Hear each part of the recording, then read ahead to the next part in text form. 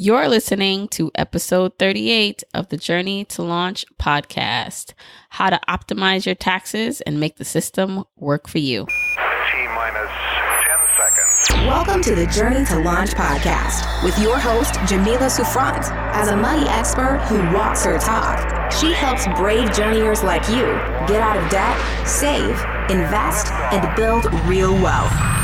Join her on the journey to launch to financial freedom in 5, 4, 3, 2, 1. Hey journeyers, welcome back to another episode of the Journey to Launch podcast. We are at episode 38, and this is another more technical interview. So the last two episodes, if you're all caught up, one was student loans, so conquering your student loans, tidbits about that, and just details. Last week's episode was about credit, how to improve it, how to use it, credit utilization, credit cards. Again, a technical episode. This is going to be another more technical episode because we're talking about taxes. It's tax time, so a lot of you guys have either done your taxes already. You were early birds. You already filed and completed everything. Maybe you're still in the middle of doing them. Maybe you're like me and it's still not submitted.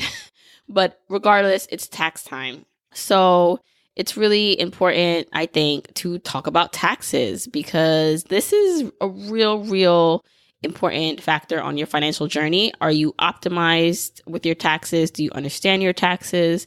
Are you doing them yourself, which is fine, especially if you have simple taxes and you understand it? Or are you working with a professional? And what should your professional know? What should your CPA or tax preparer be doing for you to make sure that you are getting the best return, or you're making sure you're taking the best tax credits and optimizing everything you need to be tax efficient? And I actually wrote an article about this earlier in my blogging career, which was 2 years ago, about why you should not want a tax refund, because I do believe that typically it was exciting for a lot of people. Maybe it's still exciting for you to get a tax refund because it seems like, wow, I'm getting money from the government, I'm winning. But technically, it's really just money you are loaning to the government over the year at a 0% interest. And if you are getting money back, that means you're overpaying throughout the year. And so I wrote an article, which I'll link in the show notes, about just why you shouldn't want a tax return back.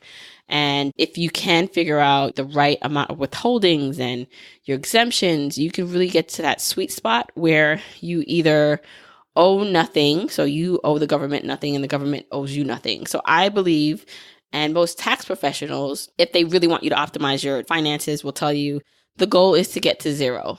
So today I'm bringing on Shane Mason to the podcast. He is a CPA, a CFP accountant and financial planner in New York City. He specializes in accounting, tax preparation, and financial planning services for small and medium business owners, creatives, tech professionals, expatriates, and foreign nationals living in the U.S. And I want to give a little backstory of how I met Shane. Shane is actually doing my taxes. So he's my CPA this year. And as you all know, or if you just listened to me for the first time, I'm in the financial independence space, meaning my goal is to reach financial independence and retire quote unquote early, which that's a whole nother conversation about what retiring early means. But it really just means retiring from a corporate job. And so I was doing my taxes for the past couple years. I had hired someone previously a couple years ago, but I just didn't really feel like they really understood what we wanted to do. And they had made a mistake where it cost us a few $1,000s. So I was like, you know what? I'm just going to do my taxes myself. So for the last 2 years, I have been doing my taxes and I was using TurboTax. And for the most part, my taxes aren't really that simple because we own our own home. And then at the time we were running our vending machine business. My husband has a personal kind of training business that he does sometimes. And then we have the investment property in Dumbo. And then we have kids. There are just a lot of things going on with our taxes. but I thought that I would try to tackle it myself. And I thought TurboTax was a good walkthrough. So I thought I was doing it correctly. But come to find out, so I hired Shane because I was like, you know what, I'm going to hire a professional. And this is when it comes to talk about paying for things that are worth it and paying for professionals to help you do things that possibly you can't do or to show you a better way. And so I'm all about that now. Instead of trying to save money necessarily that will end up costing me money, I'm all about investing in myself and making sure I'm doing the right things. So I decided, okay, I want to talk to a CPA in New York who understands just the personal finance space and the FI movement in general, because I wanted someone who could talk to me about, okay, your plan is to save and invest and do all these things and retire early. What should you be doing to optimize your taxes today, right now? And I wanted someone who understood that. And so I posted it in a couple Facebook groups and his name came up a couple times. So I called him and we had a great consultation. And I said, you know what, I'm going to hire him. I want him to do my taxes. So let's see how this goes. And to make a long story short, we're still in the middle of our taxes. But come to find out, I made a couple mistakes over the past couple years when I was doing the taxes myself. And he picked up on that and he's working on amending those forms. So just like a lesson to anyone where I don't know everything and I don't pretend to know everything. And I surely don't know everything about taxes. So I was giving my best effort with the TurboTax stuff. But at the end of the day, I think this is why it is important to hire people who can help you, who know more than you do about whatever topic it is you're looking to get more into. Because I didn't even know I was missing out a couple $1,000s of returns that I didn't file for correctly. And so he's going to try and amend that for us. So that's just a little background on Shane and how I basically came to know him. And he's now going to be doing my taxes. So hopefully this will be a budding, growing relationship going forward. And I will continue working with him next year and the years to come. But I really did enjoy our conversation. I knew I wanted to have him on the podcast because I thought that this would be a great topic, very timely to discuss with you guys right now. If you want any of the episode show notes, you can go to journeytolaunch.com/episode 38. There you're going to get all the links that I discuss or Shane discussed in this episode. Also, as a quick reminder, if you are enjoying this podcast, please, if you listen in Apple Podcasts, go rate, review, and subscribe. I'm getting so many great reviews and feedback, and I just love hearing from you guys. So if you do listen in Apple Podcasts, do rate, review, and subscribe there because it does help when people want to come on the show or they look me up, that there are people who are listening. There are you, my journeyers, loving the content. So it adds more credibility and it validates the brand and what I'm doing. So I really would appreciate if you do that. Don't worry if you listen on an Android app or in an Android phone, totally fine. You can listen by going to journeytolaunch.com/Android. And then the quick link to check it out on iTunes is journeytolaunch.com/Apple Pod. Don't forget, I have a private Facebook group. You should join that too if you want to connect some more. That's journeytolaunch.com/community, or just type in Journey to Launch in Facebook. So without further ado, let's talk to Shane. Oh, and don't forget, stick around for more announcements and more just special things going on at the end of the episode. All right, let's get into this conversation. Hey, Journeyers. I'm really excited for this episode because this is a topic that we all need to learn more about and become efficient in, and that's taxes. So I have Shane Mason, who is a CPA and tax wizard. Can I call you a wizard? That's fine with me. I've been called that before. To help us through taxes because it's tax season, it's tax time, and really, it's really important to get efficient with what we're doing with our taxes. So Shane is here to break down some stuff for us. And I wanted to just tell you, welcome to Journey to Launch, Shane. Hi, how you doing? Yeah, I'm great. Thanks for having me. Now, okay, so we can just jump right into the meat and then, we'll get your background a bit as we go through it. But in terms of taxes, right? Why do we have to pay taxes? Let's start with that. Maybe that can help because there's so many people who get so annoyed. And I'll admit that I'm one of them when I see a check that I receive and the net is 40% less than the gross. So why do we pay taxes? What's the point? Yeah, well, they're not very popular, income taxes. It's one of the few things that you pay for where you don't really feel like you get anything in return for it, whether it's entertainment or any type of credit from society. It feels like you don't get anything for your contributions. But the point is that civilization has to run on something. So we have to throw money in the pot to accomplish goals that it doesn't make sense for individuals or corporations to handle on their own. Like building roads, for example. Someone's got to build the roads, but you don't want exactly competition in road building or sewer digging, right? Because otherwise we'd have two highways that serve the same purpose running side by side. So for stuff like that, where competition isn't a great idea, we got to have taxes. On a more esoteric level, taxes are as old as civilization has been around. Everyone has been contributing to the pot. Even back as, you can call me crazy for this, but even as cavemen, we were contributing what we hunted into the pot. We split it up. You got your share. You didn't always get more than what you put in, but it was important for us to, as a society, all contribute. It's just that we use money these days. Mm-hmm, right. And I think what happens for a lot of people is, like you said, you don't necessarily always see the direct benefit, especially if you live maybe somewhere or you're in the situation where for you definitely feel like the roads are bad and, there's all these things wrong with my government and local government. And so why am I paying taxes? But I thought it was just important to note because it is important to pay our share in society. But I think the problem comes in is when we're not being efficient with our taxes. And that's why I wanted you on. Just some background on how we met. We hired someone to do our taxes a couple years ago and they made a mistake. And so when they made that mistake, I said, you know what, maybe I can just do it myself, because at least if I make that mistake, I can only blame myself. And so I took on the role of doing my taxes for a few years. And then as I got more along the journey of financial freedom and independence, I started to realize, well, you know what, maybe this is not the best way for me to go about handling my taxes, because there might be some things I'm missing out on and maybe I need to bring a professional in. So you were one of the people that I spoke to about just, okay, how could you possibly help me be more tax efficient? And I thought you did just a wonderful job talking to me, which is why I'm reaching out to you again to help my listeners, because the next question I have for you, other than a little bit of your background, is why should someone think about hiring a tax professional versus doing their own taxes? Yeah. Well, I think it's great to be on both sides of that coin, to do your own taxes and then to also have someone, once you feel like you're overwhelmed with what's going on or you think there might be angles available that you're not taking advantage of, to talk to an accountant.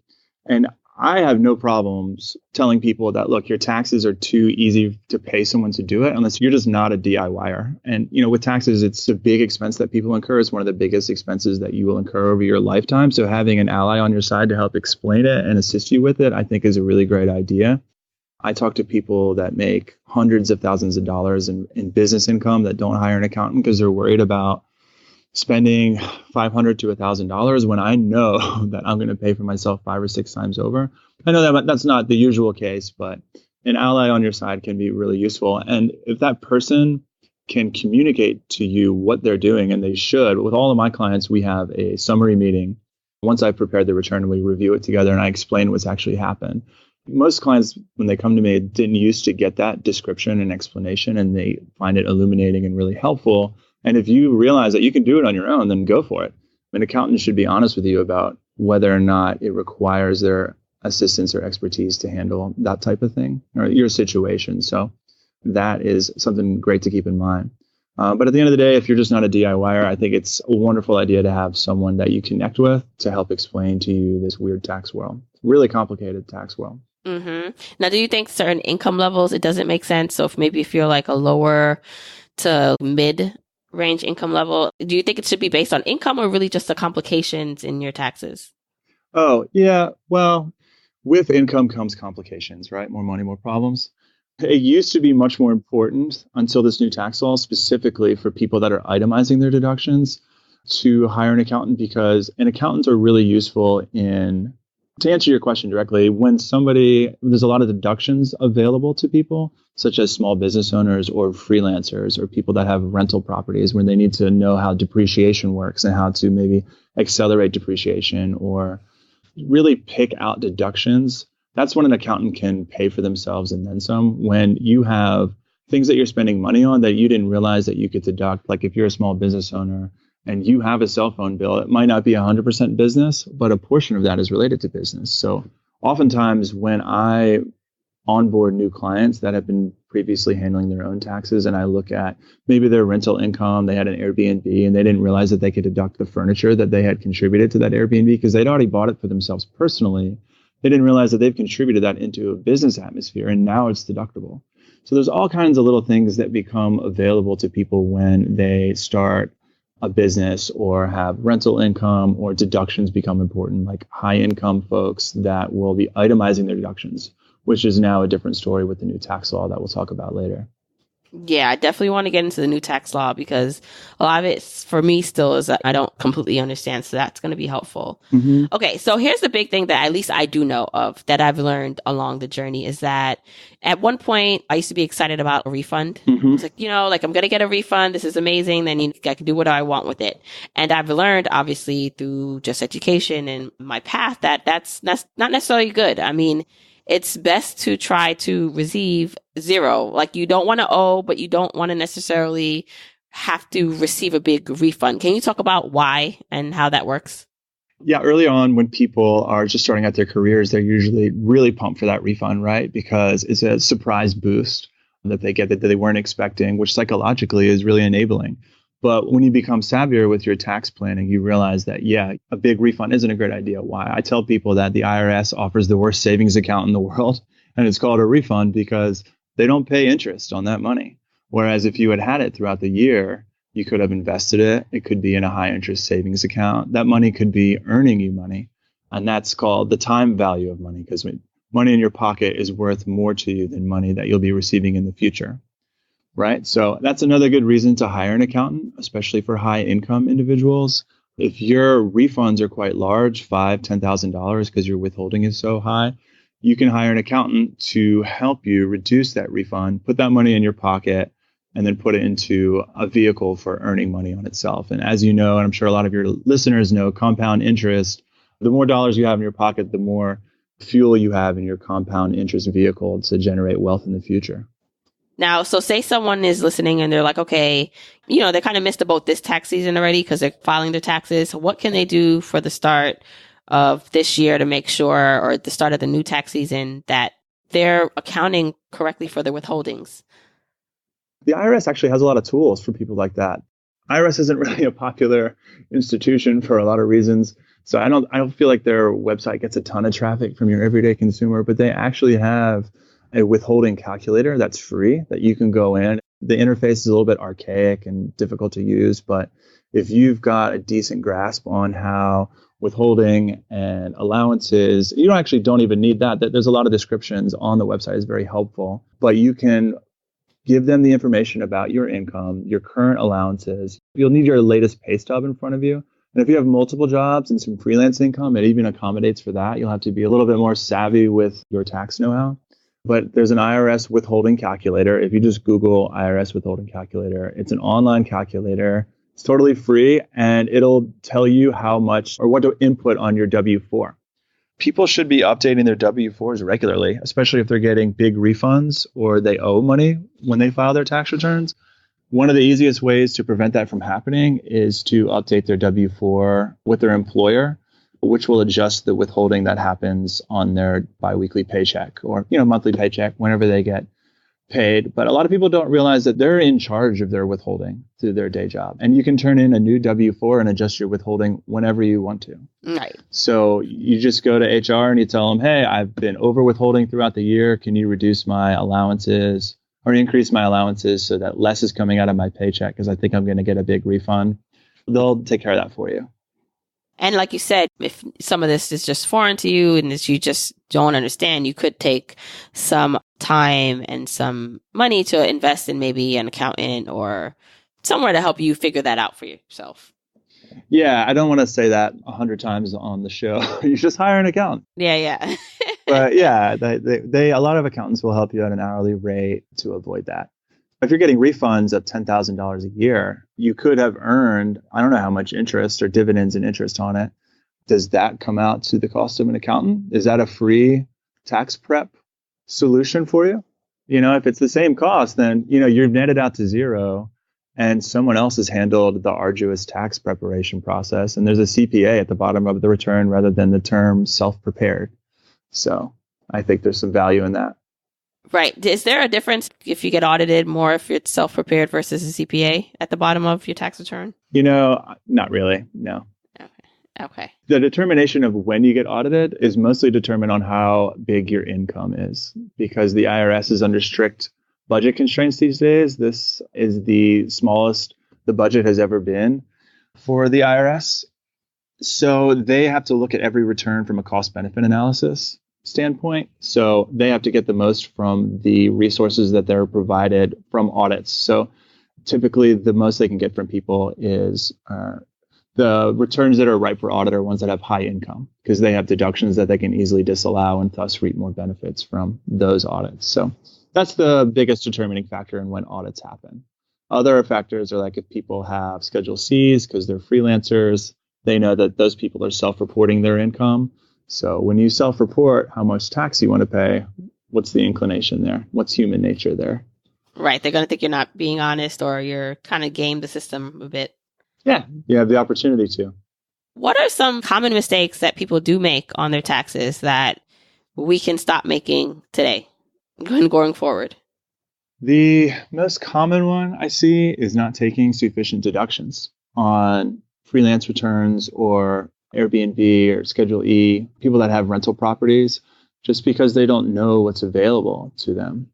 A lot of people don't realize that they have deductions that are available to them, such as the furniture item that I mentioned earlier. Or one that really hurts people is depreciation, because it's a complicated calculation. I had a client recently that had not taken depreciation on 2 rental properties for 15 years because their brother had told him that it was a bad idea, because when they ultimately sell the properties, they'll have to recapture that depreciation and pay a bigger gain. When in reality, he would have been paying less taxes over 10, 15 years. And that money, we talked about time value of money earlier, could have been invested in the market, or it could have been in a savings account or what have you, used for day-to-day expenses. And he ended up having to file all types of updating paperwork. Cost him a lot of money for me to fix everything, because catching up with the IRS, they have to review all the depreciation schedules, and it's pretty nasty. So doing it right the first time ends up saving you money in the long run. Now, how far can you go back? So you said 10, 15 years, because I have a feeling that I've made that mistake myself when I moved out and my primary residence I had a condo became my rental property. I do not remember in the beginning stages, even when I hired someone and maybe they just weren't the right person, I don't remember taking depreciation. So how far back can you go back to fix that? Depreciation is kind of strange. So if you fix it within the first 2 years, you don't have to file any special paperwork. But after that, you have to file a special change of accounting method, which is a complicated document. But you can do that for 10, 15 years later, but you can't go back and amend the previous returns. You can only update it up to the current date. So you can amend the prior returns for depreciation, but you can get yourself on the right track and take a huge depreciation deduction on the current year return to get you square for the current year and running into the future. So that's a special rule for depreciation. But for normal amending of returns, if you realize a couple of years later that you should have taken a specific deduction, or you just need to make a change that'll help you out, or even if you need to make a change that will make you pay more tax, but you want to make sure that you catch it before the IRS does, and it'll cost you a lot of money in penalties and interest, it's better to disclose that before the IRS catches you. You have 3 years to amend a return and still claim a refund. It's 2018 now. So the earliest return that I could amend to claim a bigger refund would be a 2014 tax return. Now that's 2014 to 18. That sounds like 4 years, right? Well, the 2014 return wasn't due until April 15th of 2015. So you have 3 years from that date. So you've still got about 2.5 months to amend a 2014 return to get yourself square. And then 2015 and 16 rolls forward from there. Okay. All right. Yeah. Now, I also want to touch upon this because I get asked this a lot. And this is these retirement accounts that we have access to. So some of us, if we work for a company, we have the 401k access, and then we have our Roth IRA access. Just anyone can do that. So I get this question asked a lot, that what's the ideal way to, or the first account they should invest in? I know for my income level, it's best for me to first pile money into a pre-tax retirement account. And then, of course, if I can do like a backdoor Roth IRA, I do that. But then there's some people where it makes more sense, maybe, you can tell me if I'm wrong, to invest first in a Roth IRA because of their income. And then if there's more room, invest into a pre-tax retirement account. So can you just talk a little bit about what factors one should consider when deciding where to invest first, if it should be based on income or when they want to retire and things like that? Yeah, totally. This is a really common question because there's basically three options, right? And this is how I do the introduction to the three options. There's three different types of accounts that vary in their liquidity. And the less liquid that they are, the more tax benefits they confer to you. So there's a normal account, which is the most liquid. You can cash that out at any time. There's a Roth account that's in the middle. And then there's tax deductible accounts, right? 401ks, traditional IRAs, SEP IRAs, solo 401ks. There's a lot of those. And then there are various types of accounts under each of those umbrellas. There's a Roth 401k, there's a regular Roth, et cetera. But then taxable accounts are the most liquid, but they have that tax drag that's preventing that wealth within that account from growing as quickly as it could in a tax-free environment because the tax is chipping away at the earnings within those accounts every year. And if you ever sell any of the investments within them, there could be capital gains that will be taxable as well. Roth accounts are in the middle where you've paid tax on the money already. It goes into the account, grows tax-free. Everyone knows the basics of that, but there are no required minimum distributions from the Roth, so that's wonderful. And then there's the tax deductible accounts where you get that immediate tax break up front when you put the money in. There's your 401k and your IRA. That's really nice because it helps out the cash flow right now because you're paying less in tax, which everybody loves up front. But when you take the money out down the road, you have the tax event in the future. So those are the basics. And then I tell people you have to view it from two angles. There's not just the tax angle. There's a tax angle, and then there's the flexibility available within the accounts as well, because there's a lot of attributes in a Roth and a 401k, especially with people that are savvy with these types of accounts that they need to keep in mind. Especially with your early retirement folks, it makes the tax deductible accounts much more attractive, even though there's supposedly less flexible. But to start with the tax view, and then we'll get to flexibility later, it basically comes down to your ability to predict what's going to happen with taxes in the future. And there's two elements of that. There is what Congress is going to do, and then there's what you're going to do. Are you going to earn enough money later on in your life? Are you going to increase your income to a point where you'll be paying higher taxes? So are you very ambitious? Are you going to increase your ability to earn money through climbing the corporate ladder or saving a ton of money that'll generate income in the future? That's a difficult thing to predict. And then even more difficult to predict is what Congress is going to do, right? So if you think that Congress will increase tax rates, then it makes more sense to have a Roth IRA because you will pay lower tax rates now than tax savings you'll get in the future, okay? And then vice versa. So it's a difficult road to go down to try to predict what's going to happen in the future. That's the tax side of things. The flexibility side of it is more nuanced. With a Roth IRA, if you think that you might need the money in the near future, but you still want to put it into a retirement account, you still have some extra cash now to put into a retirement account, and you've got space for a Roth, I think it makes sense to put money into a Roth, especially with people that might be leaving their jobs in the near future. And they're not sure, like they might be starting a small business once they leave their new job. They still have extra cash now, but they're not sure how that job will take off in the near future. Like if they're going to have enough money from their regular taxable accounts to supplement their income, then a Roth is kind of hedging their bets between a taxable account and a tax deferred 401k, because the contributions that you make to a Roth, you can pull out without paying any income tax or penalties on those, no matter how old you are. So there's a little bit of flexibility available there. And then with the tax deferred accounts, the 401ks and the IRAs, especially with those that are savvy enough to retire early, they've saved up enough in their various accounts. They, of course, have access to the Roth conversion, which is the holy grail of retirement accounts.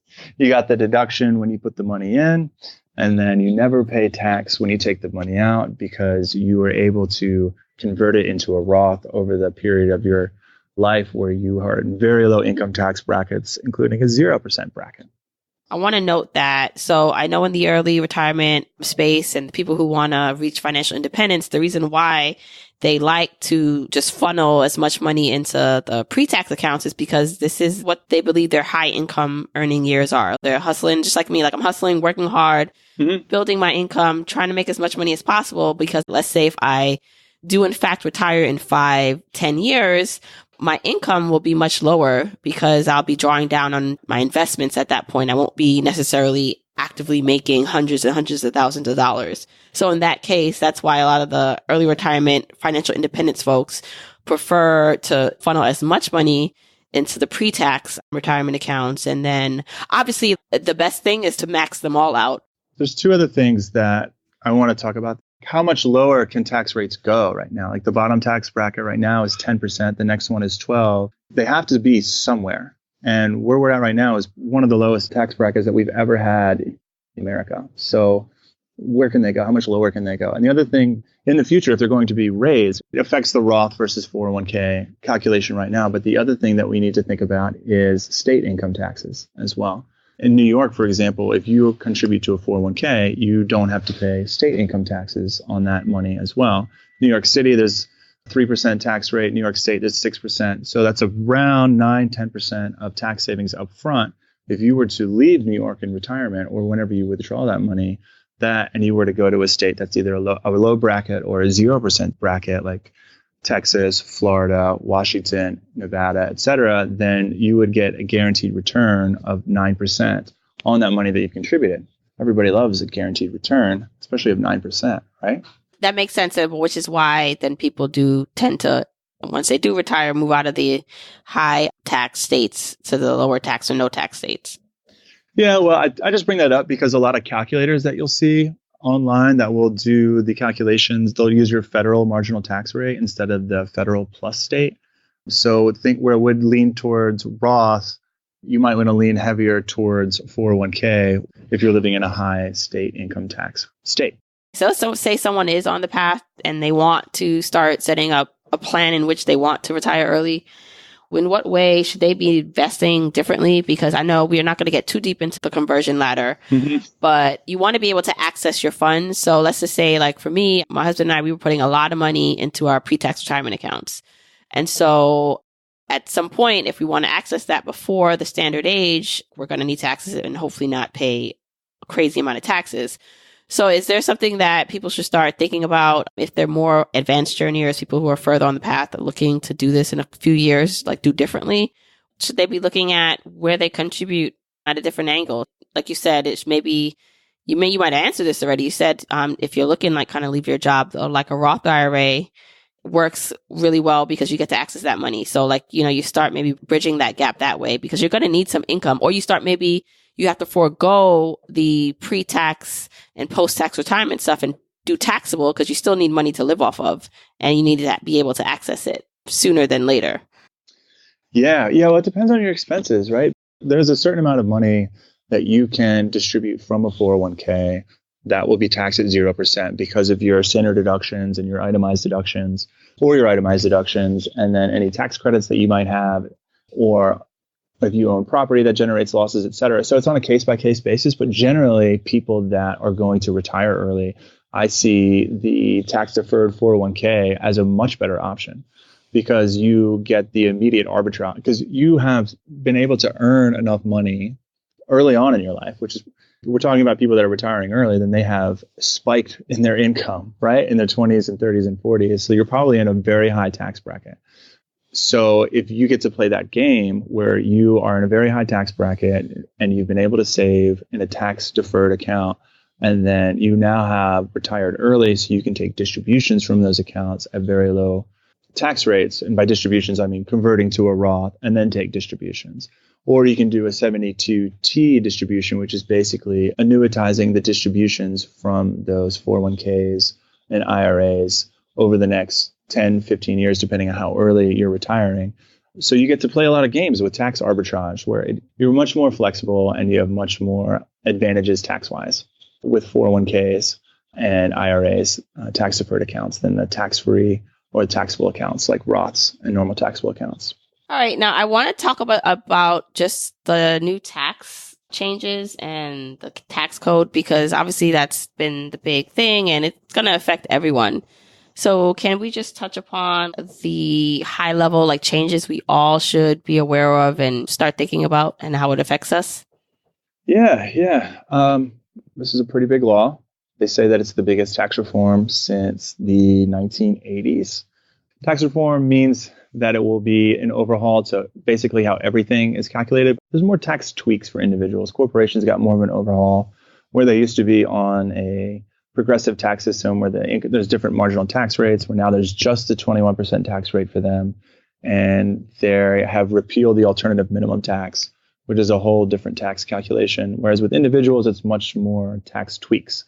The most common ones are there's changes, or the most impactful ones are there's changes to the marginal tax brackets. For the old ones were 10, 15, 25, 28, 33, 35, and 39.6. Getting in the weeds on the actual numbers, they feel pretty arbitrary, actually. The new ones are 10, 12, 24, 32, 35, and 37.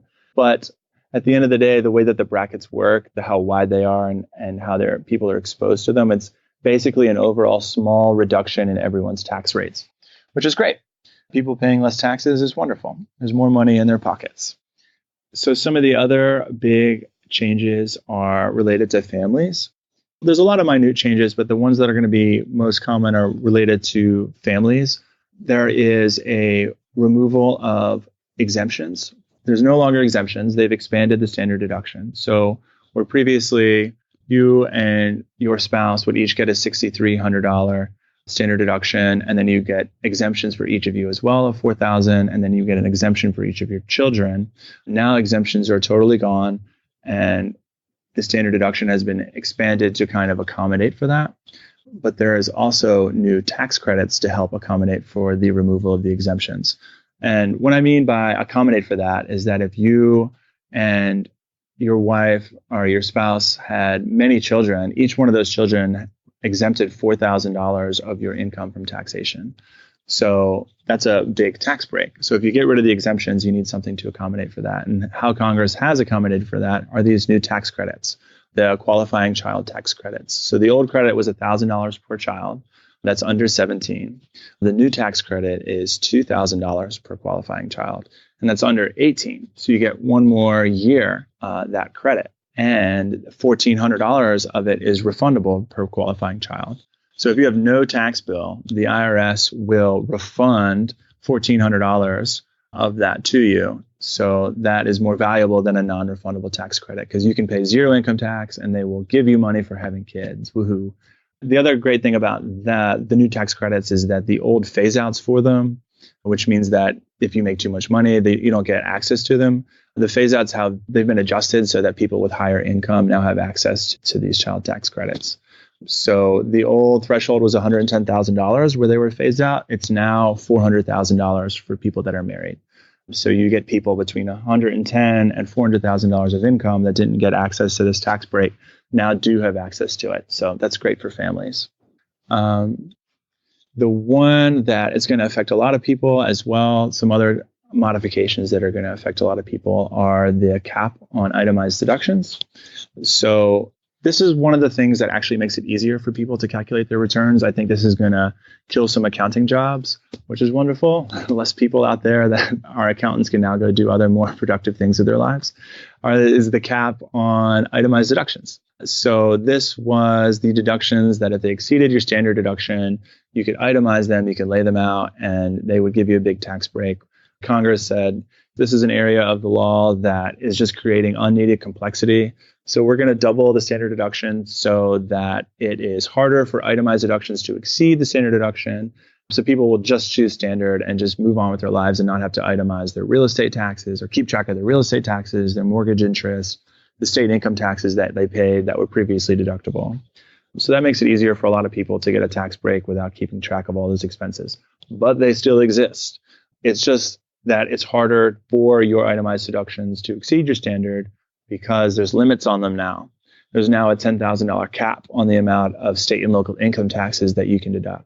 So if you're making $300,000 a year and you're paying $30,000, let's say it's 10% state income tax rate. If you're in New York, California, and you paid $30,000 of state income taxes, you can only deduct 10,000 of them. So that doesn't exceed the $12,000 standard deduction. So it doesn't matter. You don't need to keep track of it. But if you also own a home, you have mortgage interest that's deductible, but they shrank the amount of your mortgage interest that is deductible. Where previously, if you had a mortgage of $1 million, or if it was $3 million, you could deduct the interest on $1 million of that mortgage, which means that you would only be able to take a third of that $3 million mortgage interest, of the mortgage interest on that mortgage. They've reduced the amount that's deductible down to $750,000. Small tweak, but it's still a constriction on the amount of itemized deductions that are available to people. I'm really getting in the weeds here, and I feel like I've been going on for a while, but. Well, I wanted to hop in because it seems like there are some general changes that will be helpful to some higher income people. But what about the talk that the tax reform is not beneficial to the more lower and middle class? Yeah, well, for low income people, there's a lot of low income people that do pay 0% federal income tax, because if you only make $12,000 during the year, which a lot of people do, they subsist on however they subsist. But if you had $12,000 of income and you have a $12,000 standard deduction, then you have no taxable income, so you pay no federal tax. Now, you do make contributions to society through other ways, like payroll taxes and sales taxes, et cetera. But yeah, there's not a huge benefit to you in lower tax rates when you're not paying any tax anyway, right? There are some things that help you out, like the earned income credit is a refundable credit that is basically money coming from the Treasury to people that are working, that have earned income, like the title is called. So that is basically the IRS giving you money to help you survive and supporting you because you are working and trying to make a living. There was no expansion of the earned income credit, which would have been one way to help out low income people. I think the child tax credit expansion that I was just mentioning, that is now $2,000, and a lot of it is refundable. So even if you don't have any tax liabilities, they're going to help you out. I think that's one thing that gives a tax break to low-income folks. But yeah, at the end of the day, the tax breaks overwhelmingly favor high-income individuals. And I mean, my listeners, I feel like there's a range of their incomes, and they're all aspiring to make more and to reach financial independence. But it's just something I wanted to note, because at the end of the day, it's so important that you do find ways to increase your income. And then, like you said, a lot of these tax changes, even before the tax changes, we were talking about how much like deductions you can take if you have a business or if you have a rental property, how important it is to build assets so that you can take advantage of the tax quote unquote loopholes and these advantages to become really tax efficient and do well for yourself. Because unfortunately, the less money you make, the less advantages, the less options you have. Yeah, totally. One really great thing about the overhaul is most of my clients are freelancers that earn probably between $80,000 and $250,000. But the ones that earn under $157,000, which is the majority of them, now have access to this new deduction, which is called the qualified business income deduction. So this is that pass-through income break that we heard a lot of brouhaha about, that it's like maybe Trump is just trying to get this deduction in for his businesses specifically because they're pass-through entities. Anyone that holds real estate, it's usually through this pass-through entity. But at the end of the day, the deduction is available for sole proprietors as well. It's a 20% haircut on any income that you've earned through a business. So if you earned $100,000, $20,000 of that is not taxable, which is wonderful. There's a lot more to it than that. There's a limitation. Once you get above $157,000 of income, it starts to phase out, and there's no wages. It starts to get limited. But for small business owners, this is a wonderful thing. And for people that are on the FI path that have a small business and they're contributing the max of their 401k at work as well, and they're also doing SEP IRAs or what have you, just maximizing their contributions to their accounts, they now have this deduction that keeps more money in their pocket and still permitting them to make these great contributions to their retirement accounts from their small businesses. So, yeah, that's wonderful. This is some great information. You shared a wealth of knowledge that I'm sure people are taking notes, or they're going to have to listen to again to make sure they get everything. I know I'm going to have to listen to this more than once. I think this is a good place to end and ask people if they are interested in learning more about you and what you do, where they can find you. Yeah, I work in Brooklyn. I work in the New York City area, but I'm based in Brooklyn. You can find me at ShaneMasonCPA.com, or you can email me, Shane@ShaneMasonCPA.com, and we can schedule a call to get to know each other. If anyone has any tax questions or concerns, more explanations of what's going on with tax law, et cetera, I'd love to start the conversation. So you mentioned the withholdings calculations and a lot of concepts. I'll have show notes to things in the show notes page for everyone so they can look that up and also have your contact information. There was only one thing that I didn't mention that might be useful to some of your clients. Like anybody that has kids in private school, 529 plans are now available for private school tuition, not just college, with the new tax laws. So whereas previously you could put money into a 529 plan, you get a tax deduction for it now if you're in a state that supports tax deductions for 529 plans. I know New York and New Jersey you'll get a tax deduction for it. You can now take distributions from the 529 and apply them to private school, like K through 12, as opposed to just college. So where people currently have kids in private school, you put the money in. One tax hack that's available is you put the money in today, you get a tax deduction for it. 2 months later, you take the money out, give it to the private school for tuition, and then all you have done is put a 529 plan in between you and the private school, and you get a tax break for it. That's a quick little tax hack that might put $1,000 into a taxpayer's pocket every year for the next 15 years, however long kids are in school. Yeah, I did not know that. That's very helpful. And I want to also debunk the myth that you have to be very wealthy to send your kids to like a private school, because my son, he's going to a Catholic school now, so we have to pay that tuition. And, we make good money, but we're not like extremely wealthy. So I feel like that tip will be helpful for a lot of people. I know that's helpful for me, so I'm going to definitely look into that for myself. Yeah, and if you're not super high income, your kid is qualified for a scholarship for a private school, then there's an additional benefit to you there. Yeah, no, that's awesome to know. Thanks. I want to thank you so much again for coming on and just sharing this information about taxes, because we all need to get better at it, understanding it. Yeah, I hear you. My pleasure, Jamila. Thanks for having me.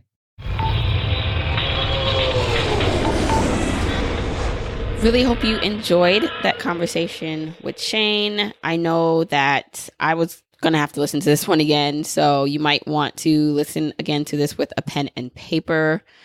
I really like when I'm able to go into these topics. So the student loan debt, the credit cards or credit, taxes, and there's so many more. There's so much more coming. I'm having an episode on HSAs, which is the ultimate investment account, by the way. So excited about that. But I love talking about these topics. But I also realize that sometimes hearing it like on a podcast is great, but it's also hard to digest that information. And so this is why I am coming out with a membership program later on this year. And I mentioned it a couple times on the podcast, and that this right now is just opening up a list. I'm just taking names of people interested, because I'll probably do a soft launch of just like people who will be in this community, journeyers from the beginning. If you join early on, it will be more of helping me build this community before I launch it to the general public.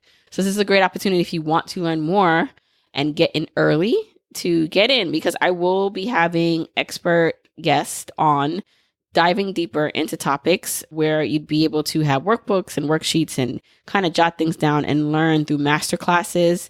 Then there'll be some group coaching calls and just extra additional resources for you in a membership community format, which I think will be excellent, because as I grow it and scale it, it will be more affordable to have people be in this community than if I'm doing like one-on-one coaching sessions. So it's my way of being able to help more people. There's going to be more of that to come. And if you want, again, to get on that list, go to journeytolaunch.com/membership. All you have to do is put in your email and name, and that lets me know that you're interested. And when I open just a soft launch for this, you'll be one of the first notified, and you can see if you want to join. Otherwise, thank you so much for listening. Once again, I really, really appreciate each and every one of you. You really don't understand. You keep me going. You keep me sane. This is all worth it when I hear that you love the content, that you're learning, you're applying it to your life. It's amazing. Again, please rate, review, and subscribe wherever you listen. But if you're listening in Apple Podcasts, don't forget to leave that review. And again, episode show notes, journeytolaunch.com/episode 38. Remember, you can follow me on all social media. So that's Twitter, Facebook, Instagram as Journey to Launch. You can also join my private Facebook group at journeytolaunch.com journeyers.com/community. And don't forget to share this with your family and friends, with your network, on your personal pages, or if you have a business page, share it. This is how we will grow and take over the world. All right. So until next week, bye, journeyers.